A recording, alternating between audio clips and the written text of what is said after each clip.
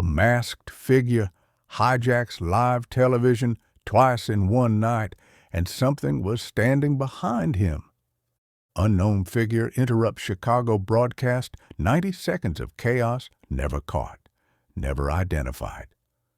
November 22, 1987, Chicago, Illinois.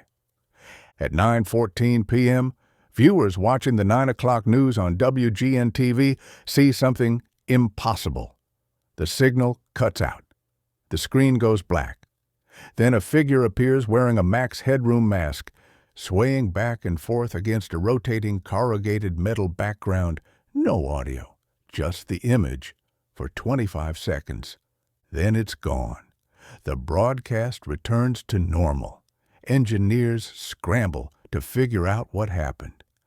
2 hours later, it happens again. At 11:15 p.m. during Doctor Who on WTTW Channel 11, the signal cuts out again. The same masked figure, but this time there's audio. A distorted voice, rambling, making obscure references to sportscasters. To Coca-Cola, the figure is spanked with a fly swatter by someone off camera. He screams, "They're coming to get me!" Then his exposed buttocks fill the screen. 90 seconds total. Then back to Doctor Who. The FCC launched a massive investigation. The FBI got involved. Engineers analyzed the signal. They never found who did it or how. Here's what made this technically impossible in 1987. To hijack a television broadcast, you need access to the transmission frequency, equipment powerful enough to override the station signal. You need to position yourself between the station and the transmitter, and you need to do it twice on 2 different stations in one night. The first hijack, WGN-TV, used a microwave link. The hijacker overpowered that signal with a stronger one, location unknown, signal source never traced. But the second hijack was different. WTTW had a direct landline connection to their transmitter, no wireless vulnerability. To interrupt their signal, the hijacker would have needed physical access to their equipment or technology that shouldn't have existed in 1987. The investigation revealed strange details. The Max Headroom mask was crude, homemade. The background, rotating corrugated metal, suggested a makeshift studio. The audio was deliberately distorted voice masked, impossible to identify. But the references were specific, local, personal. Chuck Swirsky jokes, WGN personalities, inside references to Chicago broadcasting.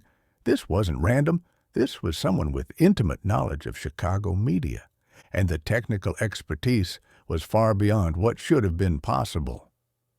The FCC considered it a federal crime. Broadcast signal intrusion, 1 year in prison, $100,000 fine. They investigated for months, traced signal patterns, interviewed engineers. They estimated the hijacker needed at least $25,000 in equipment, a high-gain transmitter, a directional antenna, knowledge of broadcast frequencies, access to a location with line of sight to the towers. And they needed to know exactly when to strike. The first hijack interrupted the sports report. The second interrupted Doctor Who at a specific scene. This wasn't random. This was planned, timed, precise. Here's what nobody connected until 2025. Geomagnetic records from November 1987 show unusual solar activity between November 19th and 22nd. Severe geomagnetic storm, K-index 8. Peak activity on November 21st, just 24 hours before the hijackings. The same electromagnetic conditions as Villisca. Hinterkaifeck, Yuba County 5, Istal woman, and telecommunications engineers in Chicago reported strange signal interference throughout November 1987. Unexplained disruptions, frequency anomalies that couldn't be traced. AT&T documented over 200 unexplained signal disruptions in Chicago that month. They classified it as solar interference, but solar activity doesn't create targeted broadcast hijacks with coherent video and audio. Then in 2025, AI analysis changed everything. Frame-by-frame enhancement of the original broadcast revealed something the 1987 technology couldn't detect. Behind the masked figure, in the shadows of the rotating background, there are shapes, elongated, humanoid, moving independently of the man in the mask. The AI flagged 7 separate instances of unaccounted mass displacement, figures that weren't visible on 1987 television screens, figures that only modern enhancement algorithms can extract from the signal noise. They weren't camera artifacts, they weren't shadows from equipment. They were standing there, behind him, watching. And the audio analysis revealed something even stranger. Beneath the distorted voice, beneath the rambling dialogue, audio forensics pulled sub-audible tones, frequencies below human hearing range. And within those tones, patterns, whispers. The same whisper patterns found on wax cylinder recordings recovered from Hinterkaifeck in 1922. The same phonetic structure as the Schwarzer man chants, reported by witnesses before the murders. Tones that shouldn't exist in a 1987 television broadcast. Tones that suggest the signal itself was carrying something beyond the visible transmission. Now consider what happened at WTTW that night. Station employees working the late shift reported hearing footsteps in empty hallways minutes before the hijack. Heavy, deliberate. Pacing, security checked the building, found no one, doors slammed by themselves, equipment turned on and off. One engineer reported his monitor showing static patterns that looked like faces. When he tried to record it, his equipment malfunctioned. Then the hijack happened. 90 seconds, and everything went back to normal. But employees refused to work late shifts for months afterward. 3 quit within a week. Now consider the content of the broadcast itself. The figure wearing a Max Headroom mask. Max Headroom was a computer-generated TV character, one of the first digital personalities, a precursor to deepfakes, an artificial intelligence designed to mimic human behavior. What if this wasn't a prank? What if someone, or something, was demonstrating capability, showing that broadcast signals could be manipulated, that reality could be altered, that what you see on screen might not be real? The rambling dialogue, the bizarre references, the spanking with a fly swatter, it seems random. But intelligence agencies use similar techniques: disruption, confusion, demonstrating capability without revealing purpose. And the final scream, "They're coming to get me." Not, "You're coming to get me." They, plural, as if he knew something was there, as if he could see what the cameras couldn't fully capture. The timing is significant. November 22nd, 1987, the height of the Cold War. Chicago was a major communications hub.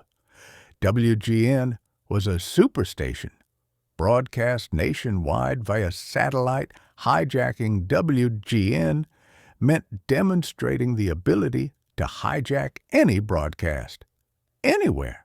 What if this was a test, proof that signals could be overridden, that broadcasts could be controlled, that people could be made to see whatever someone or something wanted them to see? The official investigation went cold. No arrests, no suspects, no explanation. The FCC closed the case in 1988. Engineers upgraded security on broadcast systems, but the hijacker was never found, and the technology they used was never explained. Former broadcast engineers who worked in Chicago have said the WTTW landline interruption shouldn't have been possible. Not with 1987 technology, not without physical access. One engineer described it as like someone reached through the signal itself. Here's what we know for certain. An unknown figure hijacked 2 television broadcasts in one night using technology that exceeded 1987 capabilities. The hijacks occurred during a severe geomagnetic storm. AI analysis in 2025 reveals shadow figures behind the masked man. Audio forensics extracted whisper patterns matching Hinterkaifeck, and WTTW employees reported paranormal activity minutes before the broadcast. Ask yourself, how did someone interrupt a landline broadcast signal in 1987? Why choose Max Headroom, a digital AI character, as the mask? What are the shadow figures standing behind him? Why do the sub-audible tones match whispers from a 1922 murder site? And why does this occur during the same geomagnetic pattern as every other impossible event? Drop your theory in the comments. Was this a hacker who got lucky? A government test? Or was this the first time something from another dimension hijacked our broadcast systems to show us what it could do? Tomorrow, we're covering the Circleville Letters, a small Ohio town terrorized by anonymous letters for over a decade. Letters that knew impossible details about people's private lives. Letters that predicted events before they happened, and when someone tried to expose the writer, they were murdered. Same pattern, same impossible knowledge, same demonstration of surveillance beyond human capability. If you're connecting the dots, hit subscribe now, because we're 5 episodes into a series proving something has been watching, manipulating, demonstrating what it can do. We're not theorizing, we're documenting the evidence. Want early access? Join Mind Veil membership for less than a cup of coffee per month. Link below. Tomorrow, Episode 6, The Circleville Letters. Anonymous letters with impossible knowledge. A decade of terror. One murder. And surveillance that shouldn't be possible. This is Mind Veil. The truth hides in the shadows.